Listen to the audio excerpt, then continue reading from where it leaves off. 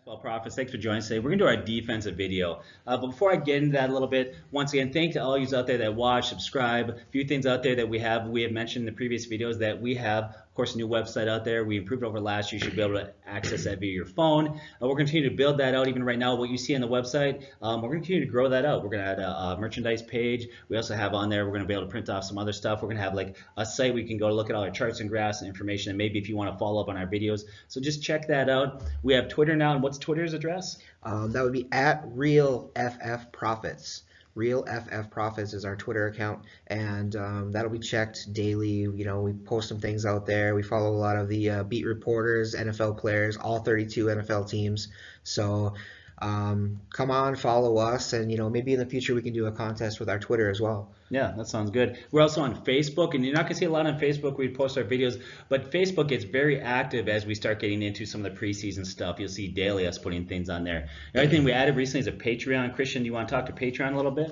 No, not really. Not too much to say. Just that Patreon's a really great place. You can go check us out on there and support us. It allows you to donate money and hopefully allow us to upgrade equipment and to keep this running and to do things better for you guys. As we get closer to the season, we'll start offering things on there so that if you donate a certain amount that you will get rewards, but we're still developing that out right now as it's really early in the season. We just hit June. Yeah, one of the things I want to throw out there, we didn't have this in our notes, but I know some of you guys out there don't always agree with us, and we like that. We love feedback, even if you disagree. And one guy made a comment, he's like, I'd love to play in the league with you guys. That'd be easy money. I thought that was funny. I like that. But here's what we're thinking about offering. I have thought about saying, hey, if you put X amount on Patreon, then you can come and you can be in a league with us, and we'll play against you. An opportunity to put your money where your mouth is. I would love to add another what do you league. think about that? But we're kind of toying with that as a possibility. We'll decide. But Patreon, once again, all of our money that we get is going to put back into serving you guys. The only thing I see is what about everybody that follows us and they listen to all of our advice? They're going to know all of our sleepers. That's true. So that's the thing. We'll put a poll on this video, guys. Leave a comment, answer the poll. Let us know if you would want to try to do a league like that. That is something that we're looking into doing. All right. And now I mentioned the contest earlier with the Twitter we could do in the future, but we got to remember we do have that hat contest for all the people. The drawing will be posted on our next video, so pay attention to our kicker ranking video, and we'll have the name of our hat winner in that. And then also the winner of that, if you do have a specific team that you want, just message it, leave it in the comments. I can also get player signatures too. I'd like to thank a friend of mine at the Lids for taking care of that for us. So if you want a player signature embroidered on there, just post that in the comment as well. There we go. So before we get into our actual rankings, we want to talk kind of defensive philosophy a little bit. But let's do that. It's probably even more important that you understand where the defensive rankings are. And another thing that we want to put out there is this is just a very brief video for defenses. We're going to follow this up with a lot more in depth as we get closer. We'll remake this one.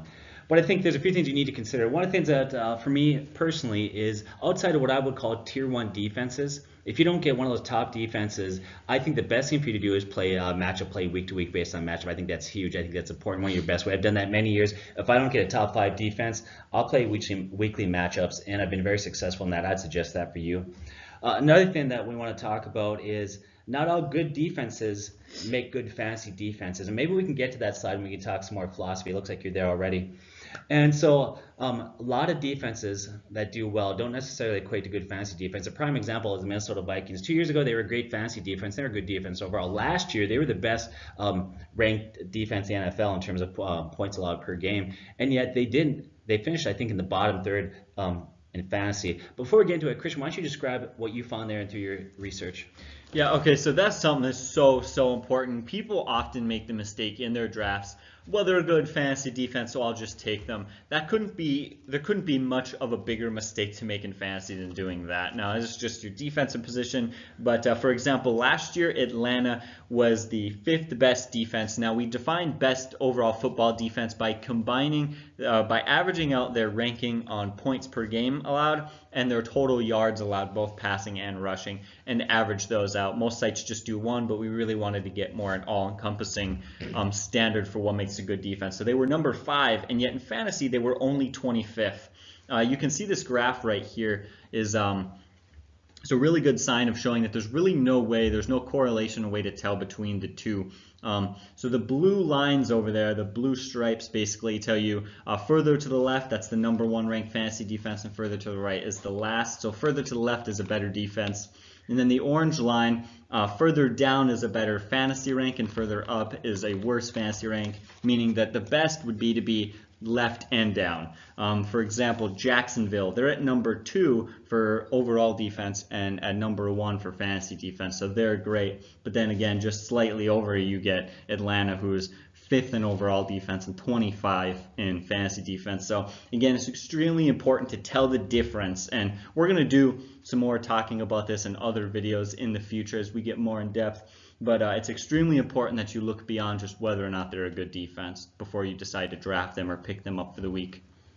Yeah, I think for years, look at San Francisco when Harbaugh was there, and for years they had a very, very good defense, and yet if you look at their fantasy rankings, they often sat around 10 to 15, yet often they were top 5 in defensive rankings, so don't make that mistake. I think another thing for me when I look at defenses, and I'd love to hear, before I get into it, first of all, any thoughts on what Christian just said, Ryan? I actually love the idea of the graphs and the new technology that you're bringing to the table, and I definitely agree that just because they're a good NFL defense, you can look at that in player terms too. Just because it's a great NFL player doesn't mean it's a great fantasy player. So that's the one thing you want to look at is, there are certain guys that have great value in fantasy, but they're not so valuable to their team or vice versa. So, yeah, the other thing I want to add, take a look at your league scoring. You want to know what is going to equate to points for you when it comes to your defense. I played in a league a few years back where kick return yards actually counted as points for my players, so individual players. Like a 4th string running back was the number 1 player for running backs because he also returned kicks, and that was like the majority of what he did. So make sure you're watching your league settings to see what's going to equate to points for you, and special teams is a good chunk of that as well. Yeah, we talk about that a lot in our videos. The biggest mistake, you got to know not all leagues are created equal. Know your scoring system, know your league rules. That matters a lot. I think another thing in defense that I think is really important for me, that offense is just as important in determining how quality a fantasy defense is. I'll give you an example. What happened in Denver last year? What happened to the Broncos defense? They were dominant. I don't think it was Denver's defense. I think the biggest problem last year was that offense. Spending too much time on the field for the defense. Yes, defense on the field too much. They couldn't move the ball. Other teams could play close to the vest. They didn't have to throw the ball a lot because the scores were lower because their offense wasn't moving the ball. Peyton Manning for many years, if you look at Peyton Manning, a lot of times it was good to start the defenses that he played on. Simply because he threw the ball a lot. Other teams had to throw the ball a lot to keep up with it. And of course, when you're throwing the ball a lot, that creates more opportunities for interceptions, sacks, etc. And so the offense matters just as much as the defense. And I think that was a major thing that hurt the Broncos last year, is their inability to move the ball and score points. It made other offenses be able to play more conservatively. All right, exactly. So we'll get right into it. You can start talking about your first tier. I'll vary on this a little bit. Once again, going back to what I said, after tier 1 defenses, and you'll see it, we'll be adjusting it. We'll adjust our rankings. We'll do a more in-depth video, and all 3 of us have some differences in rankings that we're going to try to post for you. But for me, after tier 1 defenses, play the matchups, okay? If you don't get a top defense. Now, here's the thing that I'm not afraid to do. Late in the draft, some people wait till the last 2 rounds to take their defenses. I'll take them a little bit earlier if I feel like I've locked in my positions, and then maybe I'm looking at a wideout, and the wideouts that are left are kind of that same level of talent. I'll jump up a little early, and I'll take my defense. But if I don't get a tier 1, I'm going to play the matchups. So for me, number 1, the defense that I like, and I've got them in a keeper league, is Jacksonville. I think they're the gold standard right now, defenses. I don't know how you guys, any thoughts on the Jacksonville defense? I think Jacksonville is definitely the number 1 corners in the league. The only thing is last year they got a little bit exploited in the running game, so teams could run against them. But if you look at their teams that they play against the most, Tennessee, they upgraded their rushing game. Indianapolis doesn't really have an offensive line to speak of, and Houston is kind of hit or miss. We've talked about Lamar Miller and his yards per carry, so that's 6 games right there, and only 1 really scary rushing attack, and then the rest of the passing attacks that they're going to play for the most part, those corners are going to shut people down. So I definitely think that Jacksonville is going to be in that top tier defenses. I just don't know whether they're going to be 1, 2, 3, somewhere in that range. Yeah, last year they led the league in sacks. They were second in interceptions. They led the league in touchdowns. They really dominated all aspects of it. Now, we had talked about it before we did the video. Ryan, we mentioned it. I know Christian and I, we've talked about it. Some people underestimate the value of a good defense and kicker. Now, I'm not saying you need to take them too early, but last year I remember there's a guy that we played in the league, and he didn't have a good team at all, but Jacksonville's defense almost single-handedly won him 3 games. They had 3 games where they just blew up. I think they had over 30 points. So don't underestimate the value of a good defense. Any thoughts, Christian? The only thing I have to mention is Jacksonville isn't my number one defense. I'm leaning maybe Philadelphia or the Chargers or a lot of other teams. I like what you talked about Eli Manning and how he used to be so good on offense and they used to score so many points that helped their defense fantasy-wise. Jacksonville's terrible on offense, and that's a real concern for me as far as their fantasy value goes. Yeah, I agree with you. Another defenses I've got up there. I'm just gonna throw some names out there. We'll talk. Yeah, let's just go through it. For up there, my tier ones, I've got Baltimore, Philadelphia, the Chargers. I like the Chargers a lot this year. Me too. Denver, I think rebounds, and Minnesota, I think rebounds. They were a great defense last year. I think they rebound in fantasy. The Rams have done some things that are good. They brought some guys in. They lost guys, but then they brought some other guys in. Carolina was huge last year, and then Pittsburgh. Although I have a few question marks with Pittsburgh's defense right there, but they did have 56 sacks. Those kind of guys that fall in that range. Let's talk about Baltimore. Baltimore surprised me last year. They came out, and they've always known to have a great defense, but people don't realize that they were near the top in fantasy scoring last year. Any thoughts on Baltimore? I think Baltimore actually led the league in takeaways last year, so they had a great defense. One of those things, like you mentioned before, is the offense. Joe Flacco doesn't really impress me too much. They're going to have trouble moving the ball, but Alex Collins is going to have another step forward in his career. They finally have, last year they had Mike Wallace, and they couldn't really throw the ball that well, and I think Torrey Smith it was. But with Michael Crabtree, if he can continue what he did in Oakland, they might be able to move the ball a little bit. Lamar Jackson, if he ends up getting into the game, is gonna add some talent there. So, like you said, with the offense moving, the defense gets to stay off the field a little bit longer, and they'll be able to take some breathers. So if they can stay up there in takeaways, I think I have Baltimore ranked around number 7 for myself personally. Yeah, I kept waiting for Baltimore to take a step back last year, but the defense week in and week out really kept them in there. They're the reason why they were a playoff contender, and if they had any quarterback play, they would have made the postseason. So I know for you grew up in Minnesota, you are a Vikings fan, but you're also kind of a Baltimore fan. Any thoughts, Christian, on Baltimore? Yeah, I really started being a big Baltimore fan when I was just started watching football, watching Ray Lewis and Ed Reed, and just that dominant defense. It's really cool to see him get back to that. It had like 21 interceptions last year. It surprises me how well they were able to force turnovers on the other team, considering the other team could basically kick one field goal and still outscore the Ravens. That offense was so bad. In fact, I think if that offense can improve this year, they can have a really, really good year. I could see them being the number one fantasy defense. Again, the only concern is whether or not that offense is going to help them out at all. I don't know if it will. Yeah.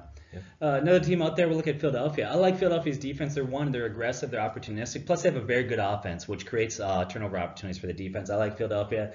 Another one that brought some guys in. I see them continuing to trend upwards, and they're near the top in fantasy scoring last year also. Any thoughts on Philadelphia? Yeah, I completely agree with you. I think for me right now, they're my number one. Things could change, but such a good defense, such a good run defense as well. And that offense, like we talked about, really pushes the other team to score some points, which is really, really nice. Yeah. I think my only concern with Philadelphia is the touchdowns. I mean, they were scoring at a rate that I don't know if is really going to be able to be consistent.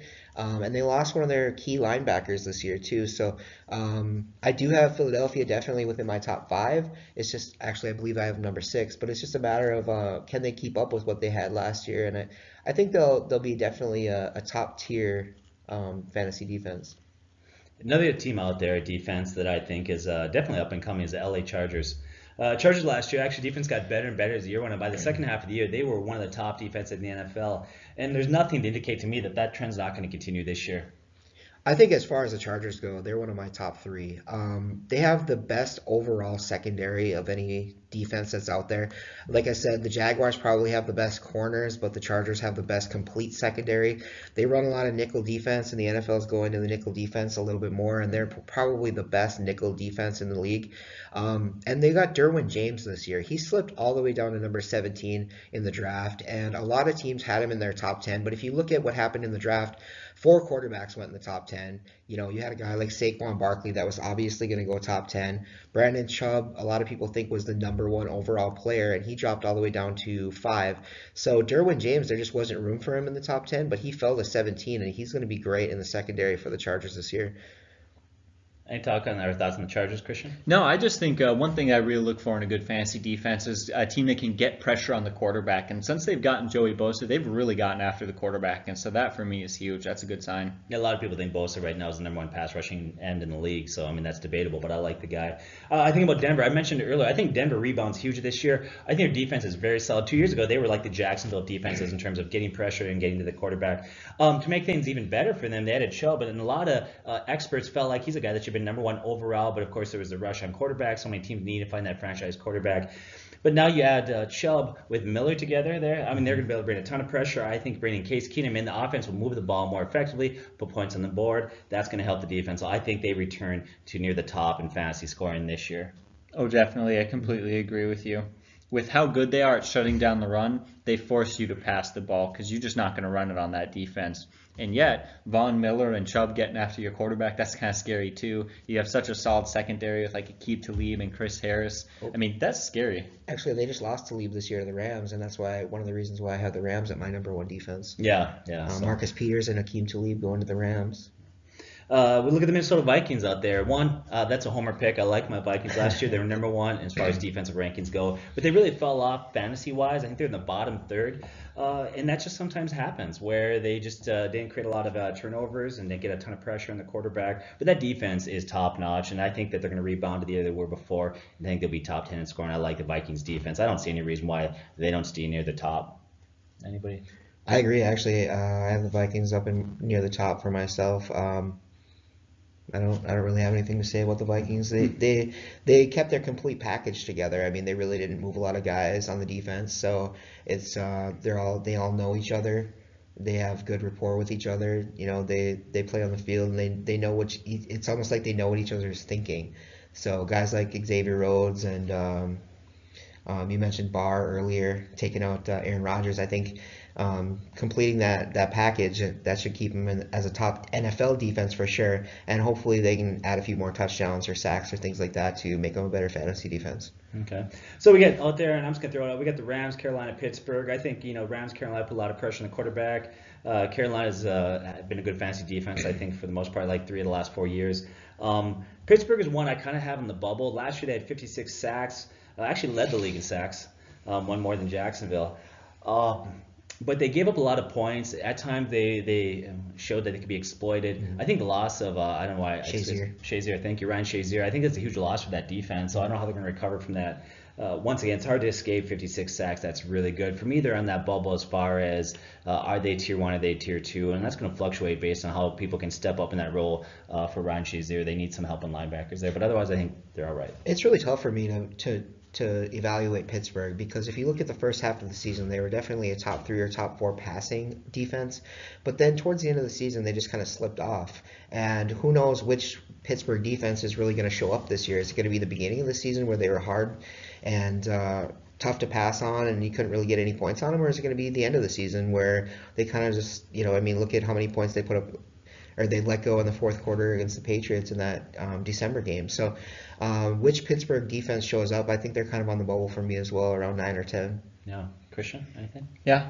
Sounds good. So just a couple quick things. We're not going to get much in. We're about to wrap the video up here, but some other defenses for me that showed some things last year. You look at New Orleans. New Orleans actually, between running the ball and playing defense, that was really the strength down the stretch. They got a lot of young, talented players there, and if everything falls in place, they're actually definitely one that could leapfrog in the top. New England. New England was brutal the first 3 or 4 games last year. We broke down a lot of our videos, but if you look at the end of the season, I think it was through week 5 through week 17. They were actually near the very top in points allowed. They improved it quite a bit. Atlanta's another one that's got some potential. What do you guys think about Seattle? Seattle's always been kind of a top 5 or 6, but they've lost a lot of guys now. How do you see Seattle's defense shaking out with the guys they've lost? They lost, Bennett, Sherman, who else did they lose there? They lost a few guys on defense. What's the status on Earl Thomas? Is he back? I think he's supposed to be back, but there's still question marks there. But I think the reports will he'll be ready to go. Yeah. I'm going to go with mediocre at best. And that offense is not terrible. Russell Wilson is such a good quarterback, but he's not good enough to get them ahead in games. So if you're going to have your defense get fantasy points because your offense is good, if your offense is going to help your defense get fantasy points, your offense has to be so good. They don't have a running back situation they're happy with. They don't have a great offensive line, and they don't have any wide receivers really except Doug Baldwin, who's just all right in my mind. pretty good for fantasy, but not the guy you want to be your number one, especially without a backup. So I imagine they're going to be playing from behind a lot. I don't think that Russell Wilson's actually enough to really force other teams to score that many points. I just think it's not going to be a great year for them. I think Seattle is just a name that people like to have, yeah, for a defense. In 12-team leagues, I wouldn't see them being drafted. 16-team leagues, I think they'd have to be drafted, but anything under 16, I think you're probably maybe streaming them throughout the season unless you get that guy that goes out there and doesn't really look at what's going on and doesn't know what happened in the offseason, and they're thinking, oh, the Seattle defense is always great, I'm going to grab them. But you don't realize how much they lost and how leaky they just were last year. They let a lot of points through. I mean, to a rookie, Deshaun Watson, they gave up like 40-some points. Yeah, Deshaun Watson was amazing last year, but a lot of people had the Seahawks favored to win by like 2 touchdowns in that game, and they were just a leaky defense. Yeah. So we're going to have to monitor a lot of these. Chicago is known for playing some good defense, but there's some coaching changes there we'll have to watch. I think all these other defenses, I even look at like Houston. They were a terrible, terrible defense last year, but does J.J. Watt come back, and does he help that defense? And so we'll monitor that, but I think the rest of the defenses we're not going to cover, but they're really going to be matchups based on plug and plays based on matchups. So that's just a brief thoughts on some of the defenses. Thanks for joining us. You guys have anything you want to add there before we close this out? No, again, we didn't really want to get too in depth to this. Nobody's drafting yet. Leagues aren't starting. We've got months and months till the season starts. So we're just really getting that conversation started. Let us know some comments down below what you guys think, and we can get more into that in the comments, and of course in our next video. As always, thank you guys so much for watching. God bless and have a good day.